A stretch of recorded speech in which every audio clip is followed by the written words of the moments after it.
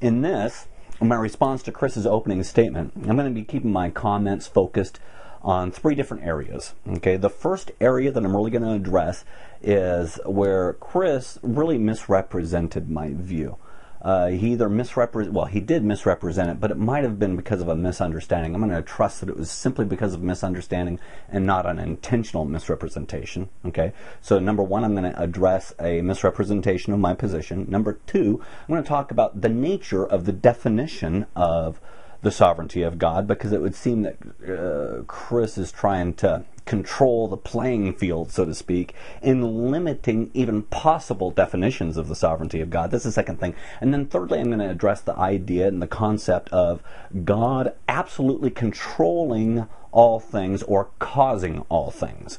Now, fortunately, Chris did take the time, as I had anticipated, he did take the time to establish many of the points that I made in my opening statement. I affirmed many of the things that he said. Nice thing is that he gave the biblical references for those things, and I trusted that he would do that. And interestingly enough, which may be a surprise to many, a lot of what he said I agree with. I agree with a large percentage of what he says. Okay, but definitely we still do have a definite misunderstanding, or we see things differently. Okay, now first of all, starting with the first thing then, he says this at about a minute and 30 seconds. Okay, about a minute and 30 seconds into it, he says the following. He says, all too often I've heard people suggest that God is so sovereign that he can give up his sovereignty in order to give man free will. As a matter of fact, my opponent said this to me in the comments of one of my videos, and he quotes a comment. This is the comment that got the whole thing started, or one of them anyways. He says, what if God, and this is me commenting on one of his videos, what if God wanted to exercise his sovereignty in a way that he sovereignly chooses to allow certain things to happen that he's not pleased with, or that is not his will? Then he goes on in his opening statement and says, what these people fail to understand is that sovereignty is an attribute of God. Therefore, what these people are asking when they ask, can God give up his sovereignty, is to ask, can God stop being God? Okay, let me just clarify something. At no point did I ever suggest, or at no point have I ever believed in or suggested that God in his sovereignty can give up his sovereignty. That's not my position, and that wasn't my question. My question was this: can God exercise his sovereignty in such a way to allow certain things to happen? There's a big difference right there. Okay?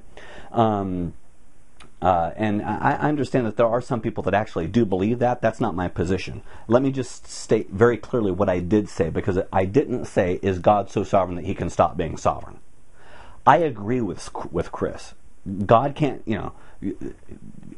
the sovereignty of God is just within his nature. He can't give up being sovereign any more than he can give up being holy. Okay, so I agree with him there. My question was this: what if God wanted to exercise his sovereignty in a way that he sovereignly chooses to allow certain things to happen that he is not pleased with, or that is not his will? So the question is, it's a question of how he exercises his authority. You see, we're all starting from the same place here, that God is sovereign. Now that we know that God is sovereign, that we agree that God is sovereign, the question is, how is he sovereign? So we go to the Bible. There goes the phone again. I got to unplug that thing. My apologies. So, so the question is, so we go to the Bible to find out what the Bible tells us, how he exercises his sovereignty. God determines how he is sovereign. Now, part of this is really getting mixed up with something that Calvinists often have a tendency to do. And what that is this: they will fail to see that God can be sovereign in that way. And they'll try to take that very definition off of the table. And by the way, this is a form of debate that's often employed in debate, but that Calvinists will use. Okay, and what that is this: they'll try to take the center of the field in such a way to eliminate certain definitions from even being possible. Let me explain it this way, and this is going on to my second point, and this is what I'm going to be quoting from part of what his opening statement. And this is starting at about 4 minutes and 20 seconds. He says, I'm sure that many of you who would disagree with my position would state, hold on now, Chris, you are claiming that those who do not hold to your brand of sovereignty do not believe that God is sovereign. This is not true. We do believe that God is sovereign. We simply do not agree with your understanding of sovereignty. Now let me pause. There we go. Now Chris has anticipating an objection right there, and now he's correct there. He's correct in that anticipation. There were some things that he anticipated in his opening statement that weren't correct anticipations. He anticipated, perhaps, it seems that he had anticipated, if not me, then the minds of some, that some would call on a dictionary definition, or some would call on the utilizing the analogy of America as a sovereign state. I didn't do those things. This is a correct anticipation. I believe this. Let me say this again. This is not true. We do believe that God is sovereign. We simply do not agree with your understanding of sovereignty. And this is how Chris responds to this. To this I respond, would you agree with that kind of argument from a Muslim that states we do believe in God, we just don't believe in your version of God, or the Mormon that would suggest that we do believe in the Trinity, we just don't believe in your understanding of the Trinity? So his question is, would you accept that line of argumentation? Well, quite frankly, yes, I would. Of course I would accept that line of argumentation. I mean, doesn't that kind of go without saying? Because, Muslims, they're theists, Muslims are theists. They believe in God. Just so happens they have an incorrect understanding of God. Okay? But it wouldn't be right just to say, okay, well, you're atheists. You don't believe in, you're not Christians, so that means that you're atheists. No, that wouldn't be correct. Similarly with Mormons. However, I think that it would be more appropriate to utilize as an example. And by the way, let me just point something out here. Other people, like I was mentioning, other Calvinists will have a tendency to do this too.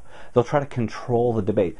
In just the same way, and I don't know if I use this analogy, but in just the same way that a chess player will try to control the center of the board, so too Calvinists will try to control the parameters of the debate by saying, listen, if you don't believe in this in sovereignty in this way, then that's just simply not sovereignty. Well, if they succeed in doing that, then the debate is over. But the fact of the matter is, the debate isn't over, because that is the very essence of the debate that we're talking about. That's at the core of the debate. That's at the core of the discussion. As a further example of this, of course, we've seen Chris do this, but as another example of this, R.C. Sproul, in his book, Rejected by God, Chosen by God, says, to say that God foreordains all that comes to pass is simply to say God is sovereign over his entire creation.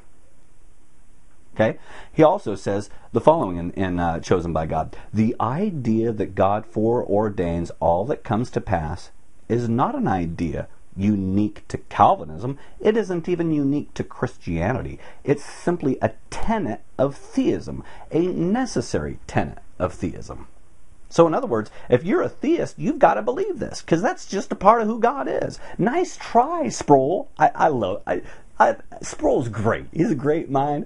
I've been encouraged by him a lot. He's just, nice try, Sproul, but that's not the truth at all. That's not the case. It's not a necessary tenet of theism, clearly, because I don't believe in the sovereignty of God in that way. Okay, now here's what's going to happen. Someone's going to say, then that's just simply not sovereignty. This is not true. And for an example, I'm going to use this. I'll use this as an example. Predestination. Imagine someone doing that with predestination. Okay, imagine someone saying, listen, you don't believe in predestination. By the way, I believe in predestination. I just don't believe in the Calvinistic model of predestination. You see, there are Calvinists who have different shades and different understandings of predestination. There are some Calvinists that would posit, that would suggest that there's a double predestination, and that both of those, that some are predestined to eternal life, some are predestined to damnation, and that both of them are active. God is active in predestining both of them. Others, such as Sproul and others, would have what they would refer to as a positive-negative model that would say God actively chooses to predestine some to salvation and moves on their behalf, while simply passing over and allowing the others to go their way. See, those are two different models. But the extreme Calvinists that believe in a double predestination could very well accuse Sproul or others in saying, listen, if you don't believe in double predestination, guess what? You don't believe in predestination, period. Because the reason why is because there's only one option. When it comes to predestination, there's only one option. Well, clearly that's not the case, because there are different people debating the nuances of predestination. Similarly with sovereignty, we're debating the nuances of exactly what the sovereignty of God looks like, how he chooses to exercise his sovereignty. That's at the heart of the debate here. Okay?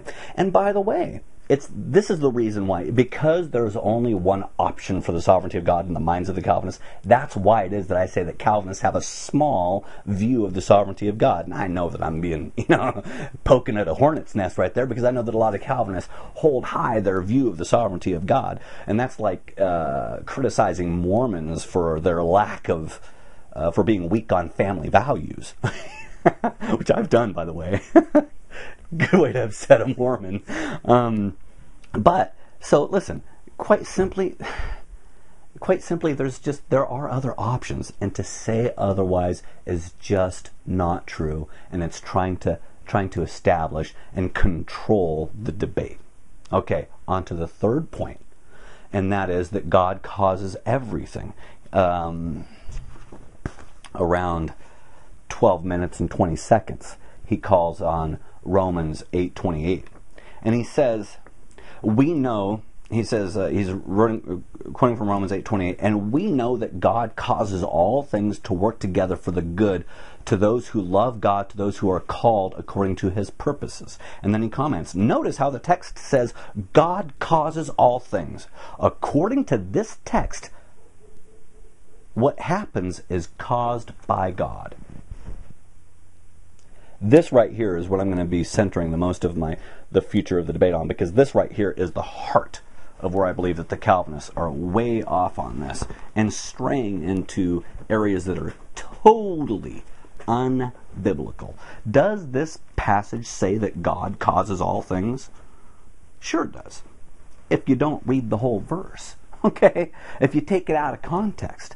Here's what it says. We have one of two options within this verse. Either A, God causes all things, or B, he causes all things to do something.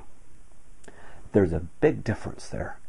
God causes all things, or God causes all things to do something. Well, fortunately, we're not left to wonder which one he means, because he says that God causes all things to work together. That's what he's doing. He's causing all things to work together. And by the way, this idea here is mentioned in other versions, like the King James, okay? Because earlier manuscripts don't even have cause in there. Other like King James, reading from the King James Version.